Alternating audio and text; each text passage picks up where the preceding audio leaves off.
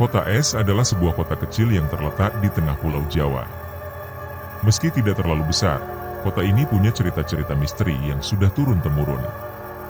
Banyak orang yang menganggap bahwa di kota ini, banyak hal gaib yang bisa terjadi, terutama di malam hari. Tempat-tempat tertentu, seperti jalanan yang sepi dan rumah-rumah tua di pinggiran kota, seringkali menjadi bahan pembicaraan di kalangan masyarakat. Kehidupan malam di kota Es juga tidak kalah ramai, dengan berbagai tempat hiburan yang menawarkan segala bentuk kesenangan. Namun, ada satu tempat yang menjadi perbincangan di kalangan para pekerja malam. Sebuah karaoke yang terletak di pusat kota. Tempat itu terkenal karena selalu ramai pengunjung. Namun di balik gemerlap lampu neon dan suara musik yang keras, ada aura gelap yang tidak bisa diabaikan. Beberapa orang percaya bahwa tempat ini memiliki kaitan dengan hal-hal gaib. Tamu yang datang dan pergi selalu membawa cerita aneh. Ada yang merasa dilihat oleh mata tak kasat mata, atau mendengar bisikan dari sudut ruangan yang sepi. Ningsih duduk termenung di sudut karaoke, menatap wajahnya yang terlihat di cermin besar tepat di depannya. Wajah cantiknya tak bisa menghilangkan rasa kecewa yang semakin menghantuinya. Sebagai seorang biduan, ia terus kalah bersaing dengan rekan-rekannya. Mereka yang selalu mendapat perhatian lebih, yang selalu dikelilingi pelanggan, sementara Ningsih hanya bisa melihat dari jauh. Dia mulai merasa bahwa keberuntungan tidak berpihak padanya. Banyak yang mengatakan bahwa dunia hiburan malam tergantung pada sebuah daya tarik khusus. Sesuatu yang tak bisa dilihat oleh mata biasa.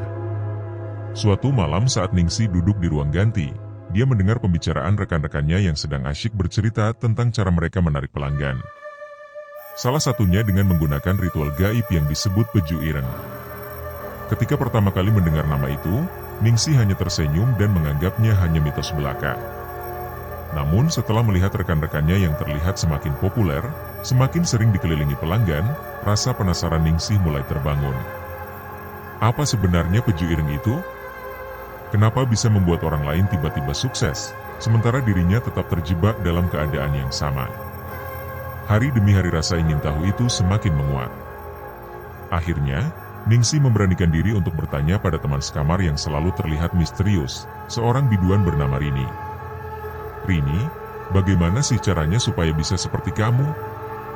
Punya banyak pelanggan, selalu terlihat istimewa? Rini hanya tersenyum tipis, seolah tahu bahwa pertanyaan itu pasti datang. Ada caranya, jawab Rini dengan matanya yang tajam menatap Ningsih dalam. Tapi itu bukan sesuatu yang bisa kamu dapatkan begitu saja. Kamu harus siap dengan segala risikonya. Ningsih mendekat mendengarkan dengan seksama, walaupun hatinya sudah dipenuhi rasa takut. Apapun itu dia harus mencobanya. Dia sudah tidak bisa menunggu lebih lama lagi. Malam itu Ningsih tidak bisa tidur. Kata-kata Rini terus terngiang di pikirannya. Kamu harus siap dengan segala risikonya. Kalimat itu terdengar seperti peringatan, tapi juga seperti sebuah tantangan. Keesokan harinya, saat suasana karaoke mulai sepi dan pelanggan satu persatu meninggalkan tempat itu, Ningsih mencari kesempatan untuk bicara lagi dengan Rini. Di ruang ganti, Ningsih duduk di samping Rini, menunggu sampai suasana cukup tenang. Aku serius Rini, kata Ningsih, mencoba menahan gemetar di suaranya. Aku mau tahu tentang peju ireng. Aku mau jadi seperti kamu. Rini menoleh, kali ini wajahnya tampak lebih serius. Ningsih, katanya pelan, tapi tajam. Peju ireng bukan sekadar ritual biasa. Itu adalah ikatan yang tidak bisa kamu putuskan begitu saja. Ningsih hanya diam, matanya terus menatap Rini dengan penuh keinginan. Ia tahu ada sesuatu yang berbahaya di balik kata-kata Rini, tapi ia tidak peduli. Baginya, apapun risikonya, dia harus mencobanya. Rini akhirnya menyerah pada keinginan Ningsih. Dengan suara yang hampir berbisik, ia mulai menjelaskan apa itu peju ireng. Ritual ini melibatkan sepasang ayam cemani, ayam yang dipercaya memiliki kekuatan gaib. Dalam ritual, ayam-ayam itu harus dikawinkan di depan pelaku, diiringi dengan mantra-mantra yang dibacakan oleh seorang dukun. Setelah kawin, ayam itu harus segera dimakan mentah, tanpa bumbu atau campuran apapun. Ritual ini berlangsung selama 7 hari 7 malam, kata Rini. Kamu harus melakukannya tanpa henti, dan tidak boleh ada satupun langkah yang terlewat. Kalau kamu berhasil, kamu akan mendapatkan apa yang kamu inginkan. Tapi, kalau gagal? Tanya Ningsih, suaranya bergetar. Rini menghela napas panjang. Kalau gagal, nyawamu yang jadi taruhannya. Atau, lebih buruk lagi, kamu akan hidup, tapi bukan sebagai manusia sepenuhnya. Kata-kata itu seperti tamparan di wajah Ningsih. Tapi rasa takut itu justru semakin membuatnya penasaran. Apa sebenarnya yang ada di balik ritual ini? Bagaimana bisa sesuatu yang terdengar begitu sederhana membawa kekuatan sebesar itu? Malam itu, Ningsih mengambil keputusan. Dia harus menemui dukun yang disebutkan Rini. Apapun risikonya, dia akan melakukannya. Tidak ada jalan untuk mundur. Malam itu, setelah beberapa hari penuh keraguan, Ningsih akhirnya mengambil langkah pertama. Di luar, suasana kota es terasa sepi, hanya suara angin malam yang berhembus pelan. Ia sudah mengumpulkan semua bahan yang diperlukan. Sepasang ayam cemani, mantra yang diberikan Rini, dan sebotol minyak dari dukun yang akan membantunya. Ningsih merasa tubuhnya gemetar. Selama ini ia hanya mendengar cerita tentang kekuatan gaib yang bisa didapatkan melalui ritual ini, tapi malam ini ia akan merasakannya sendiri. Ia tahu bahwa jika berhasil, hidupnya akan berubah. Tapi di sisi lain, ada rasa takut yang tak bisa diungkapkan.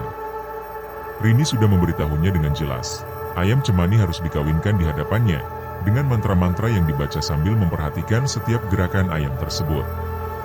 Setelah kawin, ayam itu harus dimakan mentah tanpa bumbu apapun. Proses ini harus dilakukan selama 7 hari 7 malam tanpa terputus. Langkah pertama yang harus dilakukan Ningsih adalah menyiapkan tempat yang sepi, jauh dari gangguan. Di dalam ruang kecil yang gelap, ia menyalakan beberapa lilin dan meletakkan ayam-ayam tersebut di tengah ruangan. Mulutnya mulai membaca mantra dengan suara pelan. Pada awalnya, semuanya terasa biasa saja.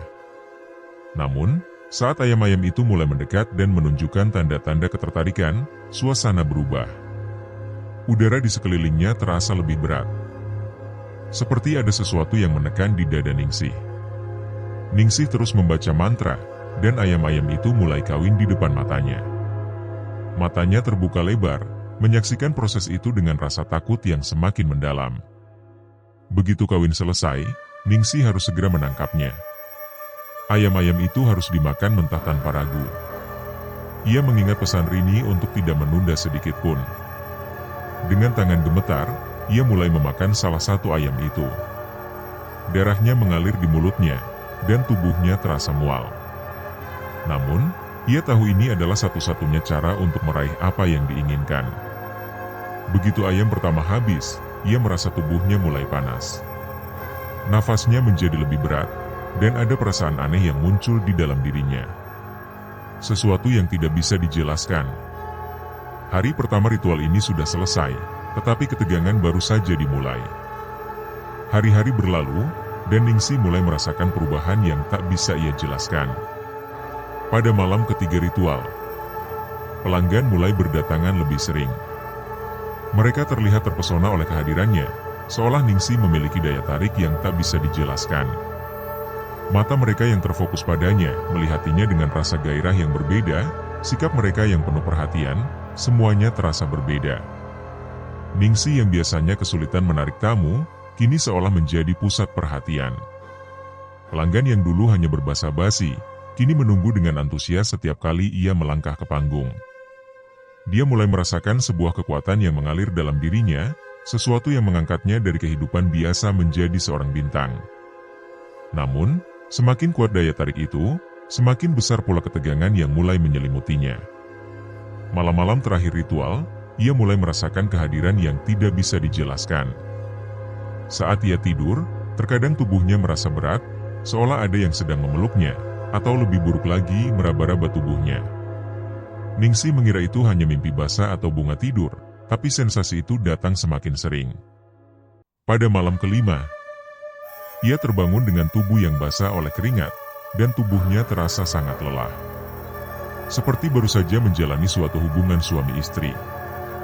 Di tempat kerjanya, perubahan yang lebih mencolok terjadi. Pelanggan datang dan pergi, dan Ningsih bisa merasakan. Mereka yang mengaguminya lebih dalam dari sebelumnya. Ia mulai percaya bahwa Peju Ireng bekerja, dan keinginan untuk terus melanjutkan ritual ini semakin besar. Ia merasa seolah-olah bisa mendapatkan segalanya, uang, ketenaran, dan penghargaan yang selama ini ia idamkan.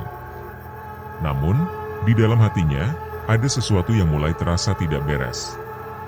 Sebuah suara kecil yang terus mengingatkannya bahwa kekuatan ini tidak datang tanpa harga. Meskipun tamu semakin banyak, meskipun ia merasa semakin kuat, Ningsih tidak bisa mengabaikan perasaan aneh yang terus mengikutinya. Apa yang sebenarnya terjadi padanya? Pada malam ke-6 ritual, Ningsih merasa kelelahan yang semakin terasa.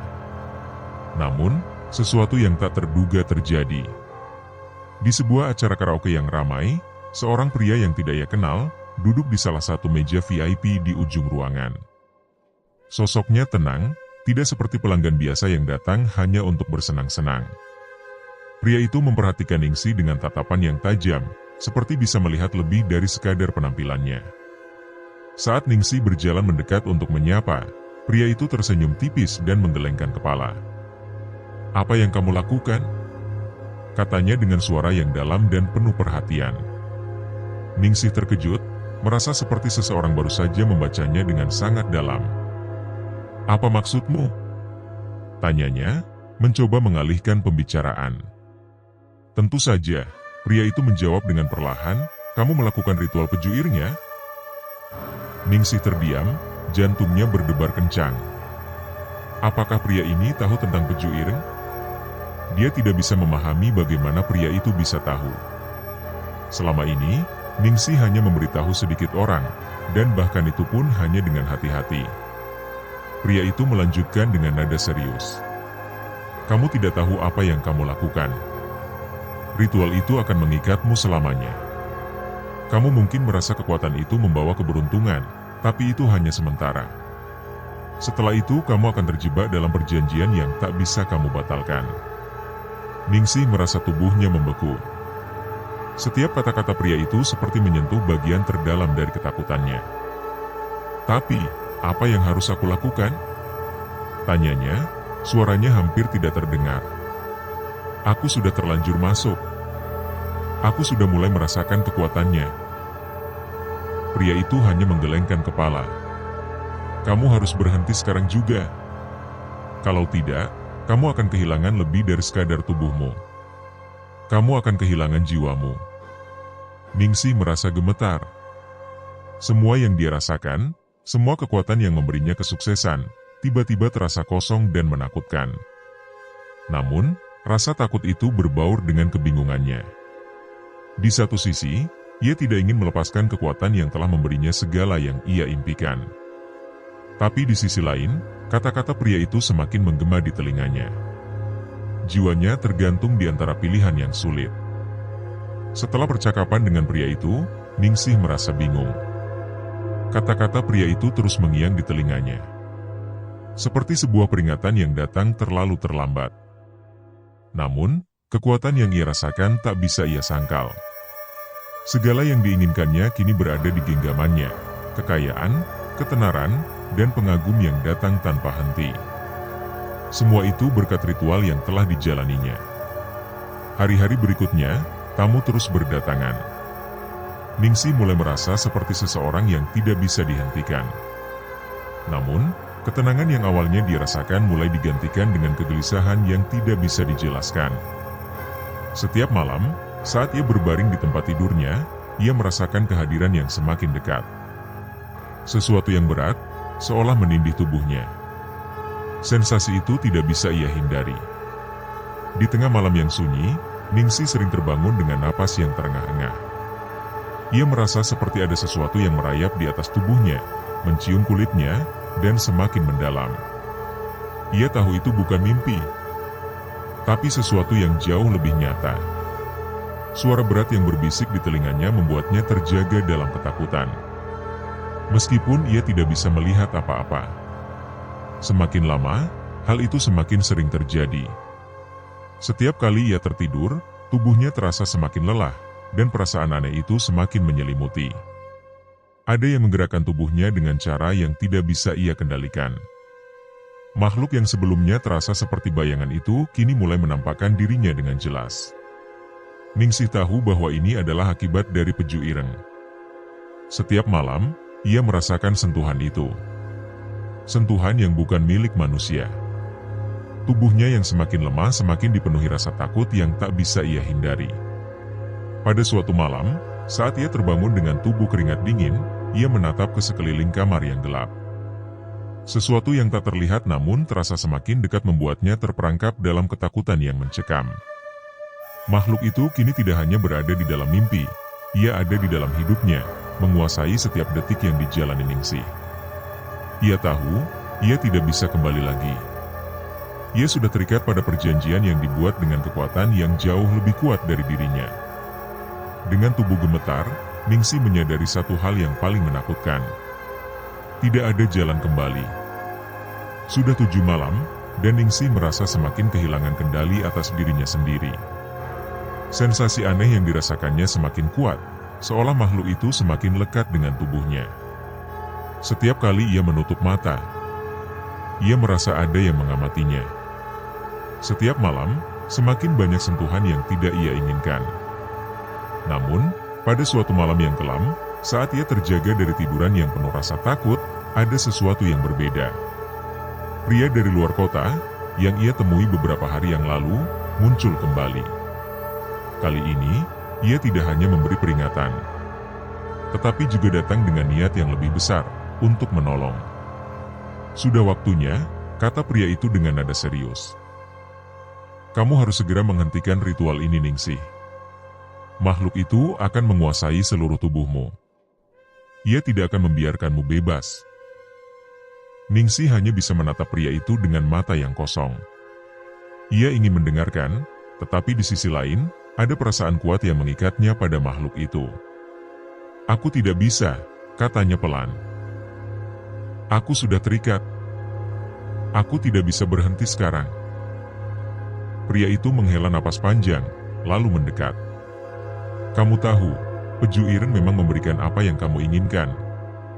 Tapi ada harga yang harus dibayar. Setiap ritual seperti ini mengikat jiwa loh, Ningsih. Kamu sudah menjadi milik makhluk itu, dan ia tidak akan membiarkanmu pergi begitu saja. Di saat itu, tubuh Ningsih terasa semakin lemah. Begitu lelah, begitu kosong. Ia merasa seolah-olah segala sesuatu yang ia inginkan, termasuk kebahagiaan dan ketenaran, telah diambil oleh kekuatan gaib yang tak bisa ia lawan. Apa yang ia rasakan bukan lagi kekuatan, tetapi penjara yang tak kasat mata. Namun, saat pria itu meraih tangannya, ada sesuatu yang berubah. Perlahan, Ningsih merasa sebuah kekuatan yang kuat menarik dirinya ke dalam kegelapan. Sebuah cahaya yang samar mulai terlihat di ujung matanya, membimbingnya menuju kebebasan yang ia pikir sudah hilang. Namun, saat cahaya itu semakin dekat, makhluk gaib yang mengikatnya terasa semakin marah. Dalam sekejap, Ningsih merasakan tubuhnya terangkat, seolah ada tangan tak terlihat yang menariknya. Ia berteriak, tapi tidak ada suara yang keluar. Ia tahu bahwa ia sudah melewati batas, dan makhluk itu tidak akan membiarkannya pergi begitu saja.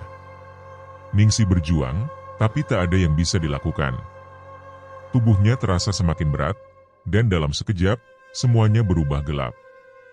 Keesokan harinya, di kota es, cerita tentang Ningsih berakhir. Ia tidak pernah kembali ke tempat karaoke itu lagi. Tidak ada yang tahu pasti apa yang terjadi padanya, tetapi kabar burung mengatakan bahwa ia telah terperangkap dalam perjanjian gaib yang tak bisa ia hentikan. Orang-orang hanya ingat bahwa Ningsih hilang, dan tidak ada yang bisa menjelaskan mengapa. Hanya ada satu pelajaran yang tetap ada. Tidak ada kekuatan yang datang tanpa harga yang harus dibayar. Jangan lupa like dan subscribe channel ini sebagai dukunganmu untuk anak bangsa.